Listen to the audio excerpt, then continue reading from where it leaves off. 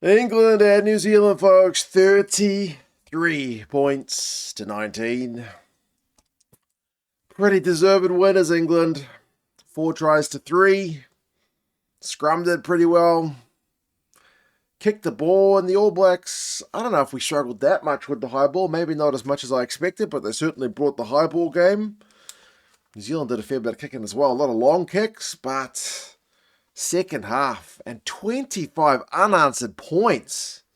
All Blacks had a decent enough lead to start the game. 12 points to 0. Couldn't have asked for much more. But England absolutely knuckled down. George Ford drop goals, keeping it, touching distance come half-time. And then big old shift from England in that second half, outscoring the ABs with tries, like I mentioned, getting more line breaks than the ABs. And if England's line-out had been even, I feel like, semi-functional, because it was only just over 50%, goodness knows what they could have won by. New Zealand's line-out disruption probably keep the scoreline as tight as it was, but big defensive shifts. Maro, Itoje leading the tackle count, captain fantastic. Henry Pollock coming off the bench and helping set up a try. High energy stuff. England very much deserved winners in this one. We'll go through some of the key events and the stats. Then we're off to watch some more rugby. Wales are taking on Japan shortly. Haven't seen the South African game against Italy yet because it was on in the middle of the night over here.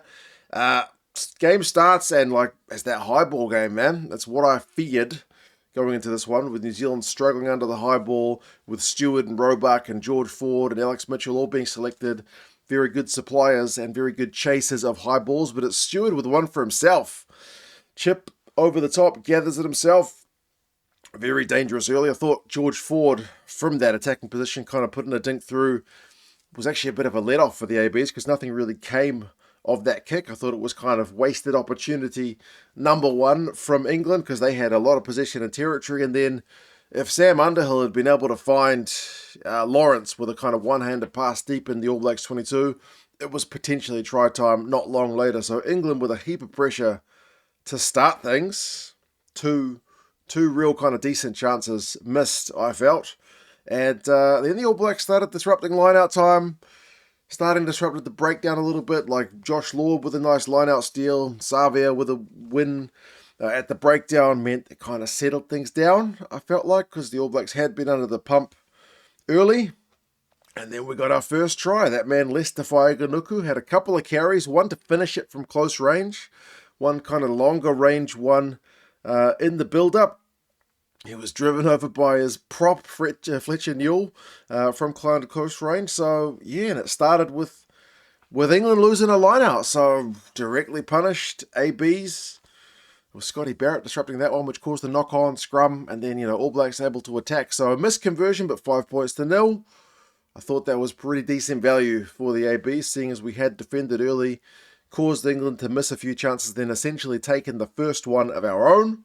And then it's a quick-fire double. Ford's restart does not go well. He goes out on the full. And then from the resulting scrum, Cam Roigard with a 50-22. Will Jordan line break, close. He gets tapped, but then wide ball. Codie Taylor from a pass from Quinn Tupaia, 12 points to 0. This is a brilliant start from the ABs. As I said, defended a couple of England chances early. England a couple of mistakes on the restart at line-out time.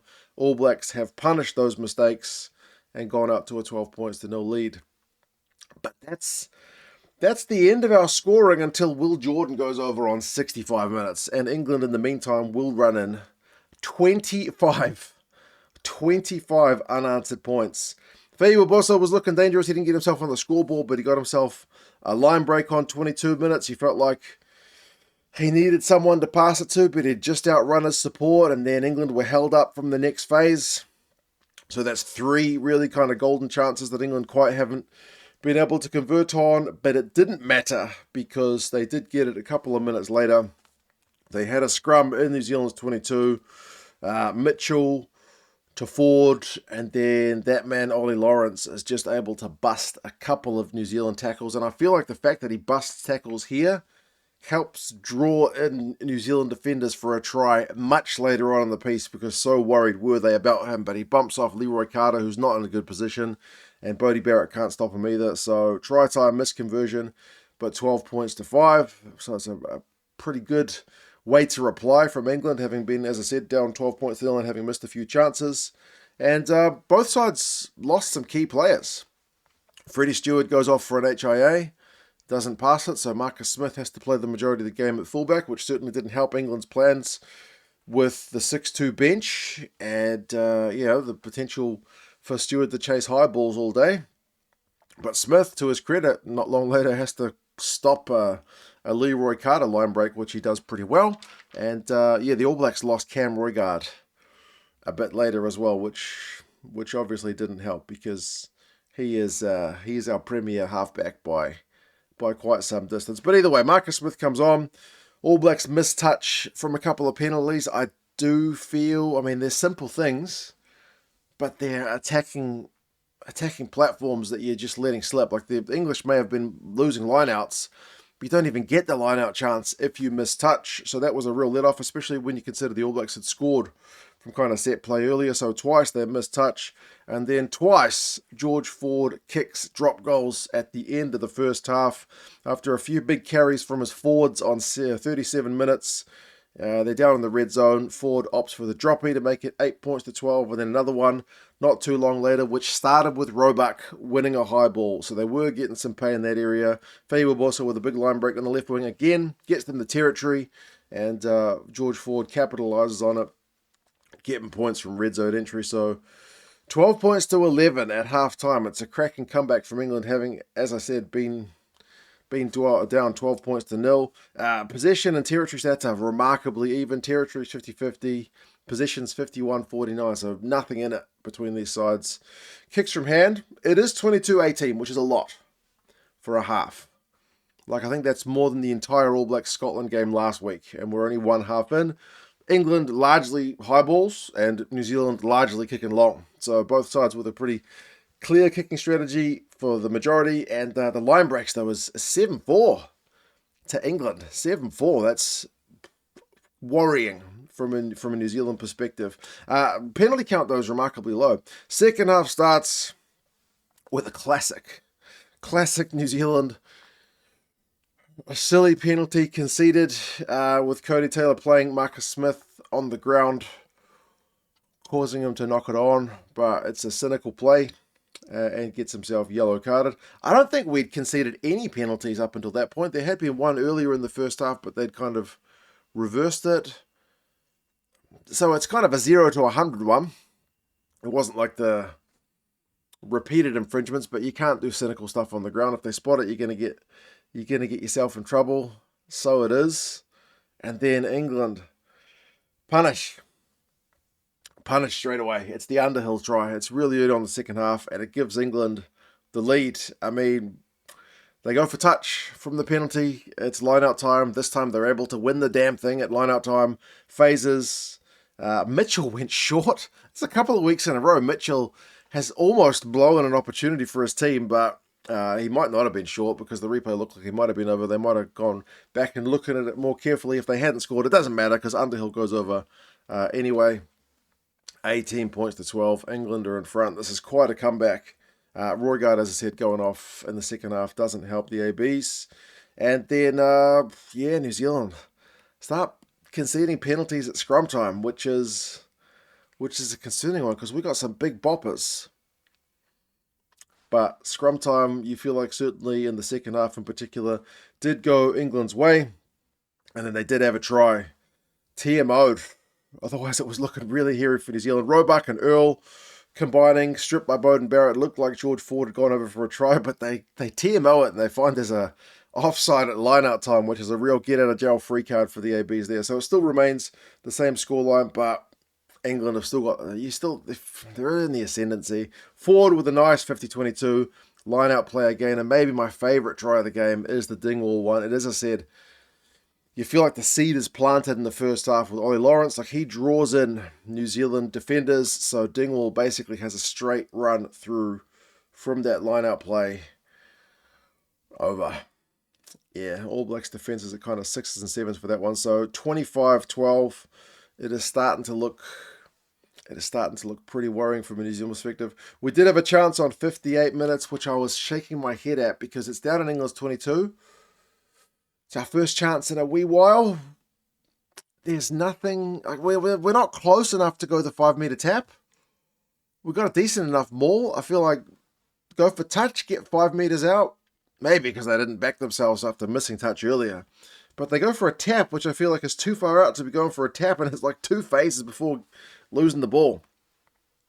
Have a scrum or a line-out set play. Too far out for a tap for mine. And England's scrum, as I said, continues to get on top. They're winning penalties. 64 minutes, we did opt for the line-out. I was pleased about that. We did maul it. England did concede a couple of penalties. I thought it was pretty quick on the draw, but again, we see a yellow card brandished. It is Ben Earl who gets yellow carded for cynical infringement at maul time. And New Zealand end up getting a try through Codie. So not Codie Taylor, it's Jordan. Taylor goes close. They get the ball wide out to Jordan from D-Mac, and he's able to go over. So that makes it 25-19. That's back to game on. Again, punishing a yellow card, which is pretty nice. But I don't think we capitalised on the yellow card period. All Blacks conceded too many penalties in the rest of the yellow card period. England were competing, very well at those key areas like the breakdown and whatnot. So I don't feel like we were able to pressure the end of the yellow card, and even at the end of the yellow card, England are able to get points on the board. So, George Ford's able to slot a pretty sweet penalty. High pressure penalty, like not a tough kick for a man of his caliber, but certainly with the pressure on, it is a tougher kick, but he makes no mistake. 2-score game, 28-19. And as the All Blacks are chasing the game from their own half, turnover ball, Pollock toes it through. Roebuck is able to punish. 33-19. That is the final score. New Zealand losing a line-out to end the game. Can't even get the consolation. So yeah, like I said, England pretty good value. Possession and territory finished with the ABs. 56% possession, 52% territory. But England with the run meters. England with the tries. Like run meters 471 to 374. Line breaks 9 to 7. Some nice attacking stats in England's favour. I mentioned that like in the preview that England, they get painted as this team that only kicks, but there are other areas of their game, like the attacking stats, are genuinely very nice. And I feel like this is a performance which highlights the level England are at now. Borthwick maybe gets a bit of pressure off because I feel like he's a coach who gets a bit of stick. Their line-out is the main thing that sucks about this game. 57% is atrocious. They win 8, lose 6. Imagine if they'd had a better line-out in this game, honestly. All Blacks are at 87. I think that last one mucks up our stats. Otherwise, the line-out was pretty solid. But penalties conceded is also another one, 12 to 6. If England didn't concede as many penalties and had better line-out, it's probably a more emphatic scoreline. But I mean, some big shifts from England. Itoje, 22 tackles, 2 turnovers, 1. Pepper, 16 tackles. Finn Baxter, a bunch of tackles. Big defensive shifts. Ben Earl, 20 carries. Like, Peter Lakai had 20 carries for New Zealand as well, but yeah, Feyi-Waboso 3 line breaks. Very, very dangerous, man. England, too good for NZ. We can't get our grand slam that we wanted. But we still have a game against Wales to go. But the tour is going to take a much different look now. Fraser gets a bit more pressure back on him. Having, and we're not even within a score. So, yeah, well played, England. Good result for you guys. If you guys want England rugby gear, I got this from England Rugby Store. There's a link down in the description if you want to celebrate England's win. Make me feel a bit better. Use that link. They're an affiliate of the channel. But, yeah, well done, England. And, yeah, we'll see if Fraser rings a few changes for the final game against Wales, because there's a few guys who haven't had some minutes on the tour. But, yeah, you guys let us know your thoughts. Take care, and I will talk to you guys again soon. Ciao.